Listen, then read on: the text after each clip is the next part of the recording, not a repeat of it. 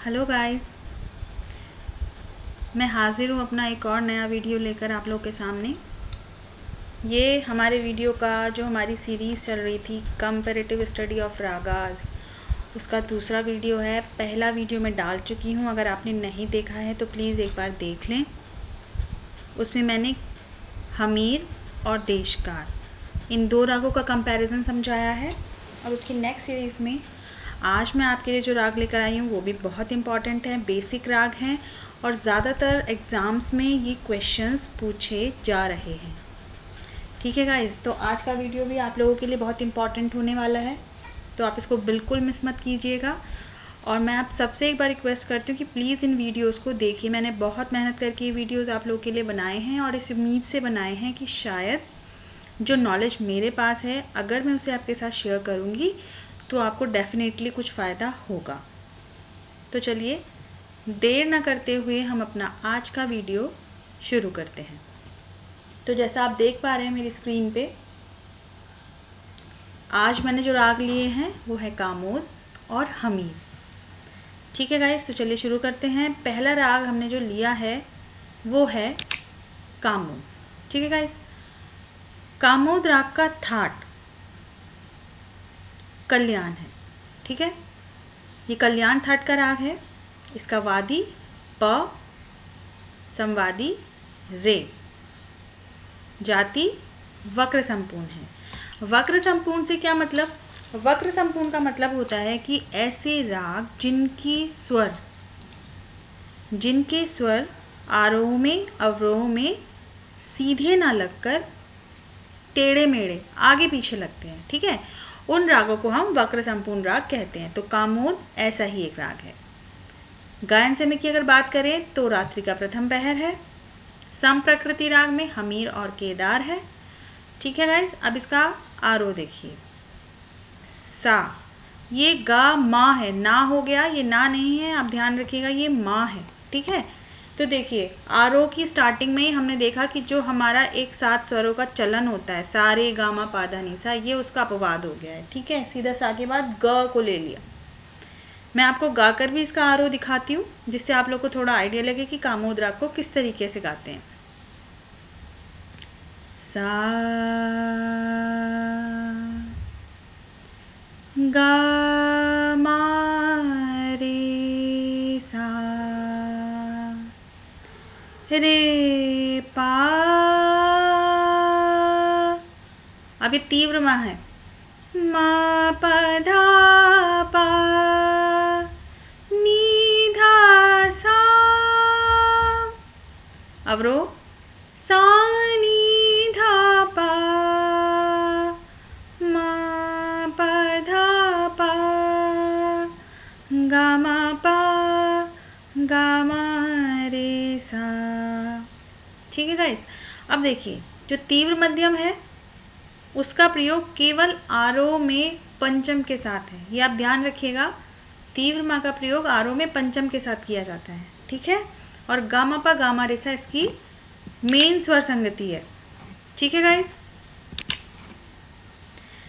अब इसके मुख्य स्वर संगतियां देख लेते हैं कि कौन कौन से स्वर संगतियों से मतलब स्वरों के टुकड़े, ठीक है, जो इस राग के मेन है वो देख लेते हैं। तो वो है सा मा रे प। देखिए रे के आगे मैंने एस लगाया है, इसका मतलब है रे को बढ़ाना है क्योंकि रे इसका संवादी स्वर भी है। ठीक है, सा मा रे पा, इस तरीके से। फिर आगे गा मा पा गा मा रे सा, रे पा मा पा धा पा सा रे सा धा पा। ठीक है गाइस, ये इसकी मुख्य स्वर संगतियां हैं। पकड़ की अगर बात करें तो पकड़ है रे पा मा पा धा पा जिसमें तीव्र मध्यम है, गामा पा गामा रे सा। ठीक है, ये टुकड़ा बहुत इम्पॉर्टेंट है।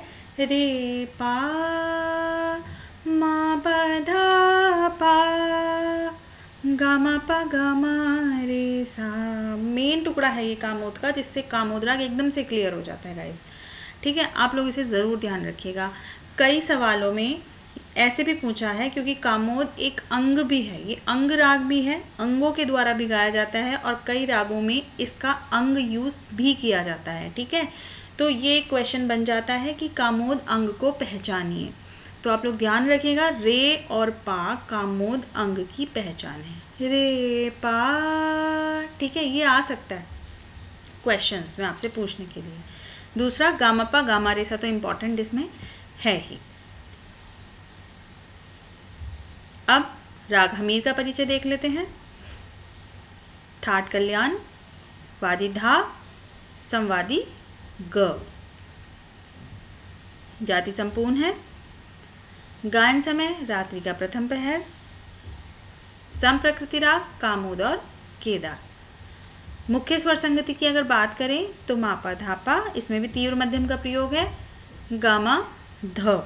ठीक है, ये जो टुकड़ा है ना मापा धापा, आप देख रहे हो ये दोनों रागों में सेम आएगा इस। तो कई बार ये सवाल भी बन जाता है कि कौन सी स्वर संगति हमीर और कामोद में एक जैसी हैं, तो ये आप ध्यान रखिएगा। ठीक है, इसके साथ ही गामा ध जो ये टुकड़ा है ये हमीर का खुद का एक विशेषता है, पहचान है। ये भी क्वेश्चन बन के आया है कि गामा धा एक टुकड़ा दे दिया और पूछा कि बताइए किस राग का स्वर समूह है, तो आप याद रखिएगा। चलिए देखते हैं इसका आरोह अवरोह और पकड़। सा रे सा गामा धा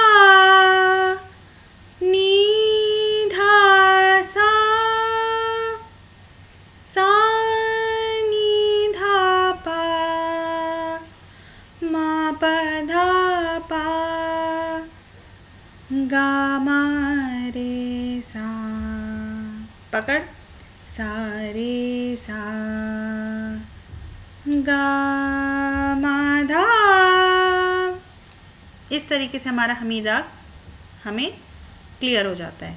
ध्यान क्या रखना है, गामा धा टुकड़ा जो है हमीर की विशेषता है, हमीर की पहचान है। ठीक है,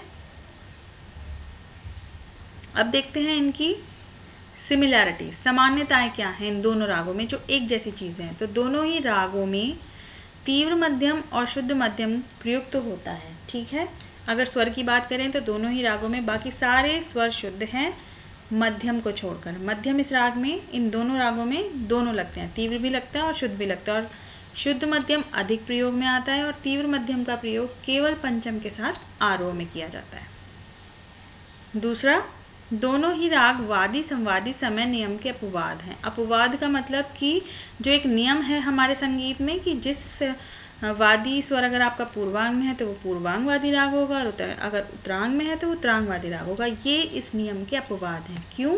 क्योंकि अगर हम हमीर की बात करें तो हमीर राग का जो वादी है वो दैवत है। ठीक है, लेकिन इसका गायन समय दोस्तों रात्रि का प्रथम पहर है जो कि पूर्वांग की तरफ इशारा करता है। ठीक है, इसीलिए इसे अपवाद कहा गया है कि इसका वादी स्वर उत्तरांग में है, बावजूद उनके इसको रात्रि के प्रथम पहर में गाते हैं। दोनों ही रागों में अपवाद है, अब ध्यान रखिएगा। थर्ड पॉइंट है, दोनों राग में तीव्र मा केवल आरोह में पा के साथ ही प्रयुक्त होता है। जैसे मैंने आपको अभी बताया कि तीव्र मध्यम का प्रयोग सिर्फ एक ही संगति में होता है, मा पा धा पा आरोह में। ठीक है गाइस, बहुत इंपॉर्टेंट पॉइंट है, ध्यान रखिएगा। चौथा, दोनों रागों में कभी कभी कोमल नी का प्रयोग अवरोह में किया जाता है। सा धा नी प, नी के आगे मैंने ब लिखा है गाइस, इससे कंफ्यूज मत हो जाइएगा। इसका मतलब है कि ये नी कोमल है। ठीक है, विवादी के नाते कोमल नी का प्रयोग दोनों के अवरोह में करते हैं, जैसे मैंने स्वर संगति आपको देकर बताई है, सा धा नी पा। ठीक है, सा धा नी पा। लेकिन आप लोग ऐसे फ्रिक्वेंटली मत करिएगा, बहुत जब हम लोग सीख लेते हैं, ठीक है, चलन हम लोग को अच्छे से रागों का आ जाता है, उसके बाद ही विवादी के नाते किंचित इनका प्रयोग किया जाता है। ठीक है, पांचवा ऑप्शन है, सॉरी यहाँ 4 लिखा है, ये हमारा 5th ऑप्शन है, समान स्वर समूह, यानी कि इन दोनों ही रागों में जो स्वर समूह एक जैसे लगते हैं, जिनसे ऐसा लगता है कि ये दोनों राग एक दूसरे के सम प्रकृति हो गए या एक जैसे हो गए, वो क्या है, गामा पा गामा रे सा। ठीक है, तीव्र मध्यम मापा धापा सा धा पा। ठीक है, तो ये स्वर समूह अगर हमें कहीं पर भी लिखे मिलते हैं तो हमें इन दोनों रागों का ये आभास कराते हैं या इन दोनों ही रागों में ये स्वर समूह प्रयोग किए जाते हैं। डिफरेंसेस देख लेते हैं गाइस। विभिन्नताएं क्या हैं, ये इंपॉर्टेंट है क्योंकि यहीं से ज़्यादा सवाल बन जाते हैं। कामोद वक्र संपूर्ण और हमीर संपूर्ण थाट का राग है। मतलब जाति का क्या मतलब हुआ? वक्र संपूर्ण मैंने आपको बताया ना, जैसे कामोद का आरोह अवरोह जब आप देखेंगे तो आपको पता चलेगा कि स्वर सीधा नहीं लगा, सा के बाद गा आ गया, फिर लौट के माँ से रे पर आ गए, फिर रे से शुरू कर दिया, गा को छोड़ दिया। फिर अगर उत्तरांग की बात करें कामोद में तो पा पा सा भी चले जाते हैं, पा पा सा रे सा धा पा, इस तरीके से थोड़ा सा कामोद का चलन आ जाता है। ध्यान से सुनिए, पा पा सा रे सा धा पा, वादी स्वर है पंचम और ऋषभ, ठीक है, उन्हीं को ज़्यादा हाईलाइट किया है। लेकिन हमीर में ऐसा नहीं होता। हमीर में पा स्वर आरोह में वक्र है पर कामोद में नहीं, ये भी ध्यान रखिए कि जो प है कामोद में इम्पॉर्टेंट है क्योंकि वो उसका वादी स्वर है, इसलिए उसे कभी नहीं छोड़ेंगे। रे पा मा रे पा मा पा धा पा कामोद में।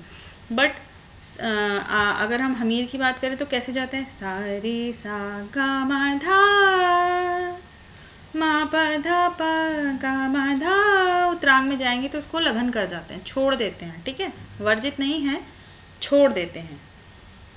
और धा को ज़्यादा दिखाते हैं क्योंकि धा हमारा हमीर में वादी स्वर है, ठीक है। और जो धा है, जब हम ये स्वर संगति लेते हैं ना, गा मा धा, तो नी का कर्ण लगाते हैं इस पे हल्का सा, ठीक है गाइस, ध्यान रखिएगा। चौथा है कामोद में रे पा की संगति है और हमीर में मा धा की, ये भी एक इम्पॉर्टेंट, ये आप खुद ही मतलब समझ सकते हो, मैंने भी बताया है। रे और पा की संगति हमारी कामोद में प्रयुक्त होती है और मा धा की संगति हमीर में। रे पा गा मा धा, ये दोनों राग अलग अलग आपको अच्छे से समझ में आ गए होंगे, उम्मीद करती हूँ। अगर समझ में नहीं आया गाइस तो प्लीज़ आप इस वीडियो को धीरे धीरे कितनी भी बार देखिए और समझने की कोशिश करिए। देखिए, आप बेसिक से शुरू कर रहे हैं तो अगर इन रागों को आप समझ लेंगे अच्छे से तो आगे आने वाले कंपैरिजन्स या डिफ़िकल्ट राग जो हैं आपके लिए आसान हो जाएंगे। मेन पॉइंट्स क्या है, स्वर संगतियाँ जो हैं वो मैंने आपको बताई है, वो आप अच्छे से ध्यान कर लीजिए, चाहे कहीं नोट कर लीजिए, लिख लीजिए अपने हिसाब से, जैसा आप अपनी भाषा में उसे समझ सकें। ठीक है गाइस, तो आज ही हमारा एक छोटा सा वीडियो था, उम्मीद करती हूँ आपको अच्छा लगा होगा, समझ में आया होगा। मिलते हैं हमारे थर्ड वीडियो में 2 नए रागों के साथ। तब तक अगर आपको वीडियो अच्छी लगे प्लीज़ गाइस शेयर कीजिए, लाइक कीजिए। Okay bye.